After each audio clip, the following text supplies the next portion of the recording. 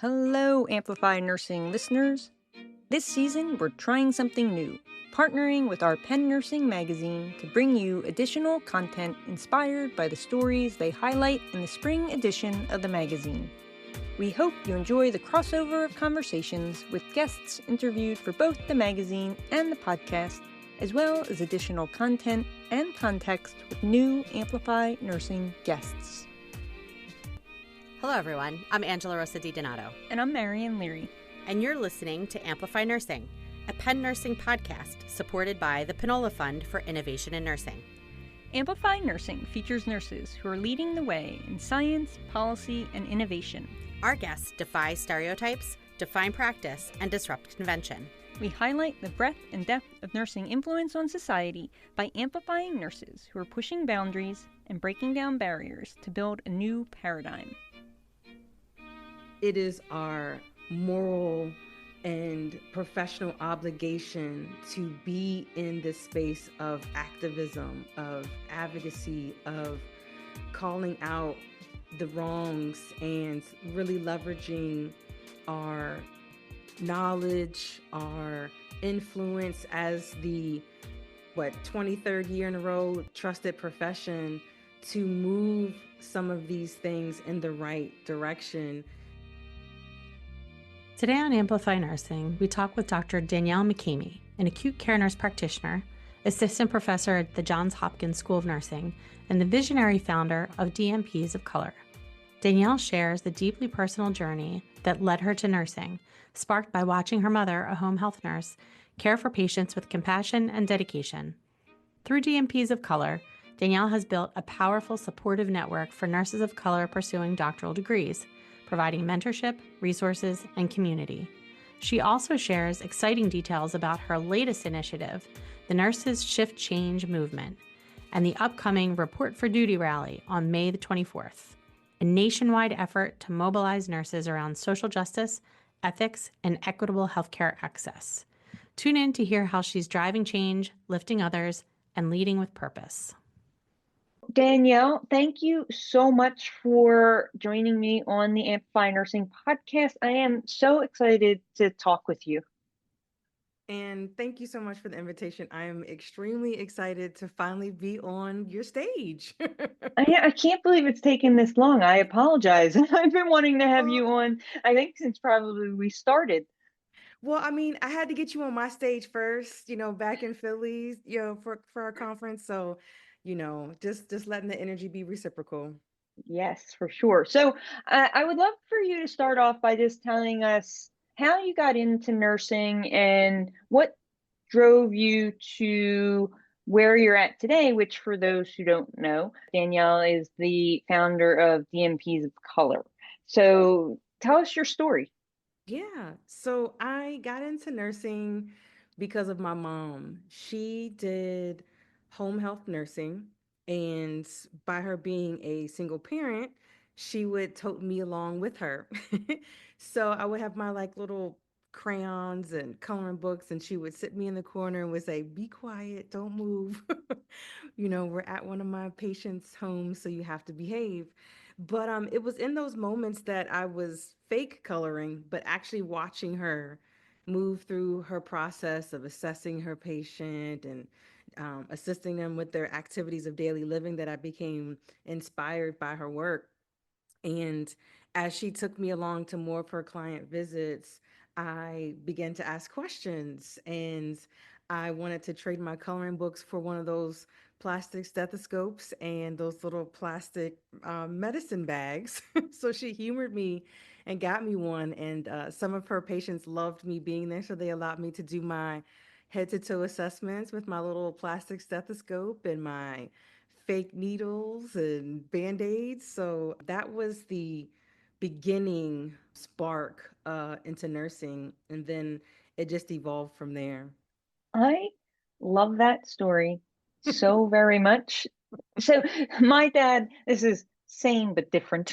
My dad was a carpenter, and he used to take me and my sister, I have a twin sister, to work with him on the weekends when he was going to do sort of like odd jobs and stuff. Wow. And I can't hammer a nail. I can't cut a piece of wood. I know, it's terrible. He is like a master carpenter. The math that Oh man my can do in God. his head is mind-blowing. And I Wow. picked up nothing. So Oh I'm my I gosh. love that Can't believe that. you went with your mom and were so drawn to nursing. What do you think it was about nursing that drew you to it? I when I look at it from my little Danny eye lens, I just thought she was magical. I was like, Mom, we're going into these strangers' homes and you're able to connect with them. And by the end of your visit, like they feel restored. Like I could actually see them feel restored. They felt human. They felt validated. They felt well. And I was like, what, like you're like a magician. And so that was inspiring. And then as I grew to understand nursing, because at one point I was considering to go back to be a physician, but then I looked at the length of time, and then I just kind of looked at the different scopes of practice, and I felt like nursing really resonated with me because of that unique ability to have those connections at the heart of people's being, at the heart of their humanity. And I loved having that opportunity to be part of that process to help them evolve, whether it be to some sort of new baseline of health or even to the other spectrum to ushering them to a dignified death. Yeah, that's beautiful. And after you realized that that's what you wanted to do, what was your journey like into the profession? Where did you go to school? Where did you start working?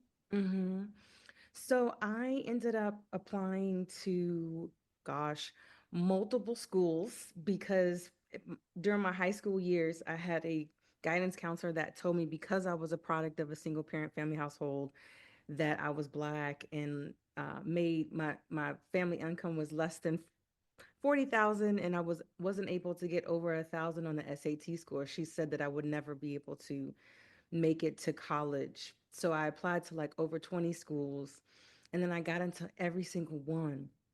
And I am mama's baby, so I decided to stay local because I was born and raised in Virginia, and so I ended up accepting admission to University of Virginia, where I was a traditional nursing student. So went to, on campus college, we call it grounds.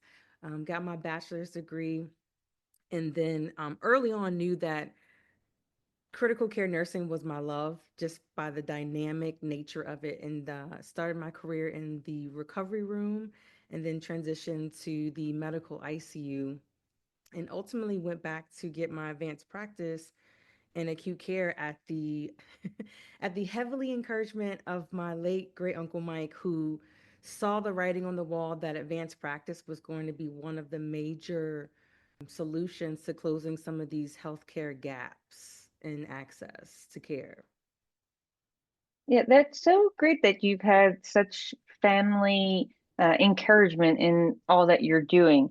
Hmm. What I'm sort of jumping ahead here, but what does your mom think about all the things that you're doing now? Because you're a rock star leading this profession, and she must be so proud. Oh my gosh, she is incredibly proud. And, she always told me to keep going. She was like, I've laid this foundation so that it can make your journey so much more easier to just launch. And she loves it because she gets the return on investment by traveling with me for my speaking engagements. She is like the mom of DMPs of color, like everybody calls her mom, and she's just in her glory and her joy in seeing the manifestations of her sacrifice and pouring into me, that now she gets to enjoy the fruits of those labor. Man, I love that so much. I mean, as a parent who has a kid that hope will be as influential as you are, like I can't wait to be able to travel with her and like Yes. lift her up as she's doing all the good work in the world. All right, so you mentioned DMP as a color. So can you talk a little bit about what led you to start the organization for those who might not know what the organization does and how we can learn more about it? Absolutely. So DMPs of Color, we are a 501c3 national nursing organization that I created from my experience in being the only Black woman in my DMP program. And I am the first in my family to ever pursue doctoral studies. So I came to that experience having that pressure of representing my family, my community, because so many people poured so much into me to be able to have that opportunity. But doctoral studies is hard and it's isolating. And for me, I felt like I felt it twice fold because I wasn't getting the same support as I saw my peers were getting. And that was distressing for me. And so I knew failure and quitting wasn't an option. So I was like, I just need a community that understands my lived experience and how that shows up in my experience as a student. And then how sometimes, because I support my mom, that mom priorities become first over writing that paper by 11:59 on a Sunday night. And so I threw together a Facebook group because I was just like, yeah, well, I'll just see if there's anyone else out there. And that Facebook group grew exponentially within months. There were people that were resonating with the stories that were being told. And then organically, we created this brain trust. We created this network where people were sharing what I call the game secrets, like where to get funding, who to get your paper edited, what conferences you should go to as a student to present. And then we also had folks that were actually practicing and had their DMP. So they were sharing some strategies on what are next steps once you get your DMP. And it just continued to percolate from there. And then ultimately, we transitioned to a membership organization, which we've been membership based going on 2 years and have done some very transformative work just by having the community alone. Yeah, what you've accomplished in such a short period of time is really remarkable. And I will say, I was honored to be able to attend the DMPs of Color conference in Philly. I guess it was the end Yes. of last year. And Yep. the environment that you've created, the vibe at that conference Mm, was like mm, nothing I've ever experienced at any mm. conference I've ever been to. It was incredible, Oh, Danielle. I And love it's that. just a testament to the work that you're doing and the community of DMPs of color that you've created. And, it resonated so much, the need that you've filled and the community that you've built. And Yeah. I think it also highlights, like, to nurses, like, to just take that step. Like, you Yes. posted something on Facebook and look at what came out of that. Like, being Yes. brave enough to say, you know what, I see this problem. I'm just going to put it out there and see what happens. Like, you never know, right? Like, you put it Yeah. out there, you see what happens. Definitely, yes. And we couldn't be in your city without having you on our stage, Marion. So, Philly, and Philly, yeah, Philly, Philly. go birds. Yes, go birds. And also just wanted to just pause and thank you for supporting behind the scenes to our success in navigating Philly. And so really appreciate you offering of your time and your energy. So thank you for supporting us. Oh my God, of course, anytime, I want to support you more. So yeah, happy to have done it. Speaking of the transformational things that you're doing, breaking news recently, you are starting a new movement called Nurses Shift Change. And I Yes. would love for you to talk about that and about the Report to Duty rally, which you're planning, which is a national rally that will have local satellite sites in May 24th, Fourth. Yep. May 24th. So please, please, please, let's hear all about this. Yes, so I am shaking in my boots as I have been tapped for this next endeavor. So, yes, Nurses Shift Change movement was something that came to mind a few months ago in the flurry of executive orders and seeing how things were crumbling and the chaos and the desire of wanting to do something, and then also understanding the power we have as nurses. And then the desire to want to have a movement of some sort. And so I called you up and I said, "Hey, I see you out here in these streets. I need a mentor in this process." And you happily agreed, not knowing anything, just vibes and let's go. So I appreciate that. And so we've so far have been a group that has organically come together around the desire for humanity is what we start off. It was like, how can can we march for humanity? And then now it's expanded to social justice and ethics and access to high quality healthcare. So the messaging is still developing, but the energy is around trying to mobilize the collective power of nursing despite politics, but centering on what we all entered the profession that was founded in and on social justice, humanity, ethical principles. So that's where we are. And so we decided that the nurse change movement is going to be a movement that hosts rallies. And so the first one, as you mentioned, is the Report for Duty rally, which is going to be a nationwide rally. And the goal is to have us all be unified for patients, for communities, for our profession, and just trying to find ways to inspire folks to wake up and leverage your individual and collective power so that the future of our nation, the future of our healthcare, the future of our profession won't just die out. And that we, being the largest profession, we have to really leverage that to make some major moves and shift change. So we're calling all nurses to duty. Yeah, I love this so much. I love the language around it.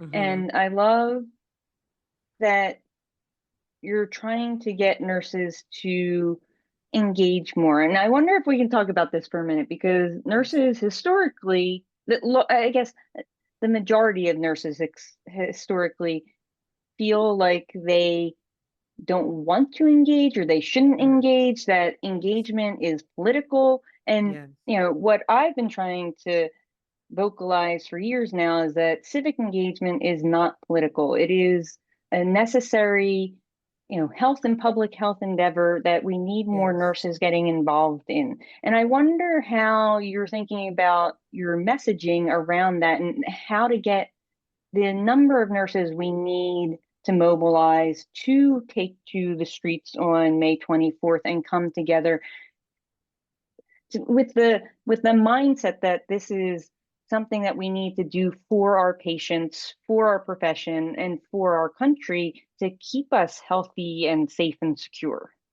Yeah, that's the thing is having the compelling messaging. And so I keep coming to the centering of our messaging on humanity, ethics, and social justice. And this year marks the 75th anniversary of the ANA Code of Ethics for Nurses. And they just revised it I guess this year. They launched the new revised version, and in there are provisions that make it abundantly clear that it is our moral and professional obligation to be in this space of activism, of advocacy, of calling out the wrongs and really leveraging our knowledge, our influence as the 23rd year in a row trusted profession to move some of these things in the right direction that we're seeing going in the wrong direction, like Medicare, Medicaid being under attack. Like these issues that are coming up are the ethics has guidance around how we should be behaving, how we should be moving during this moment. And it's our moment. Like we have to mobilize and we have to really push to advocate in these ways. Yeah, I mean, nursing in this country, we're 5 million strong. Could you imagine the Oh, change we could make if we came together as a gosh. unified group and demanded what we need for our patients and for our communities and for our professions? We'd be unstoppable. Listen, yes, and I'm just trying to get 1 million out on May 24th. Just a million? Just a So, million, you so know? that brings up a good point. What is your hope or goal for that day? So my hope is that we will have a main rally in Washington, D.C. and or Baltimore. It just depends on how we can leverage some of the permitting. But I would love that we would have satellite sites in every state where we have fearless facilitators rise up to host folks at their state capitol or state houses, just to have the opportunity to have our voices be heard and have the solidarity. Even having some hybrid options so that people can zoom in solidarity. So the hope is that we have a nationwide, every state, someone representing, some group representing, but really have a large gathering in Washington, D.C.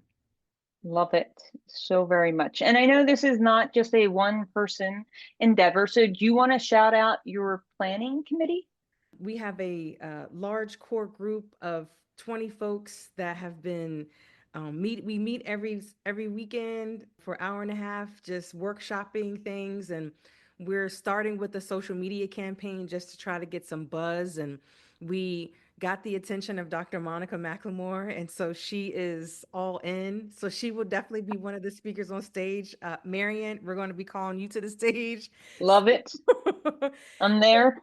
Absolutely. And so we're looking for some folks that want to be on stage, amplifying their voices and representing their communities in our profession. So yes, thanks to the team that I presented just piecemeal, like, hey guys, I want to do this march. I don't know what it is. I'm thinking it's like something around humanity, and grateful to the folks that just said, you know what, let's do this. So, and it takes a lot of bravery to do that. So thank you to the core group. It sure does. And if folks listening want to learn more about both the Nurses Shift Change movement and the Report for Duty rally, where can they find out more information and, more importantly, sign up to hopefully host a satellite event? Yes, we need volunteers. So we have a website, nursesshiftchange.com. You can also email us at nursesshiftchange@gmail.com. We're also on all the social media. So we have a Blue Sky, Facebook, LinkedIn page, and Instagram page, and it's Nurses Shift Change. Awesome. And I will link all of that in the show notes. Well, Danielle, I can't thank you enough for being such a tremendous leader for this profession and an amazing friend and colleague. And I am so honored to be in your orbit and getting to work with you more closely now. So thank you for everything you're doing. And the feeling's mutual, Marion. Thank you so much. I really appreciate you. Hello, Angela. Hey, Marion. How you doing?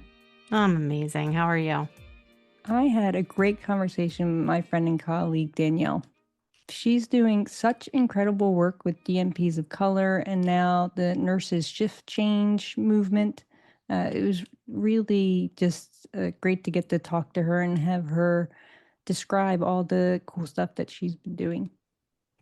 Yeah, I think that this is such a great example of how she didn't get into this trying to start a movement. She started a Facebook group because she was looking for some information, and it turned into this great community of people that are supporting each other through doctoral work, which is phenomenal. And, the nurses shift change movement, which I love the play on words, is really, really cool. I mean, what a great opportunity for nursing to really express all of the things, right? What we need to support and also the things that we should really be talking out against that are starting to go on in our culture in terms of access to care and what a real ethical approach to taking care of people is all about. Yeah, and I mean, Danielle and I talked about this, and we've talked about this, and like Nursing is 5 million strong, and if we can all come together collectively to say, you know what, what's going on right now is not okay. We need to look out for our patients. We need to look out for our communities. We need to stand up for health and healthcare and research and science and public health. Like if we all came together and used our voices, the change we could make would be amazing. So I think the whole point of the shift change movement is really to get nurses to come together and to use their voices in that way and show that we all are standing together collectively around this. Yeah. And I really do hope that she meets her goal. Yeah, me too. I want to see 1 million nurses out there on May 24th. It would be great. It would be. I think we can do it. Amplify Nursing is hosted by Dr. Angela Rosa DiDonato and Marion Leary and produced by the University of Pennsylvania School of Nursing. Music for the podcast was created by Harper Leary. The podcast is made possible by the Krista and Rich Pinola Fund for Innovation in Nursing. Follow us on Twitter at Penn Nursing. Until next time, keep pushing over, under, around, and through. We want to thank you for listening to the Amplify Nursing podcast and remind you to subscribe to the podcast on iTunes, Google Play, Spotify, iHeartRadio, or wherever you enjoy your podcast listening. And if you can do us a solid, please rate and review us as well. It will go a long way in amplifying our episodes.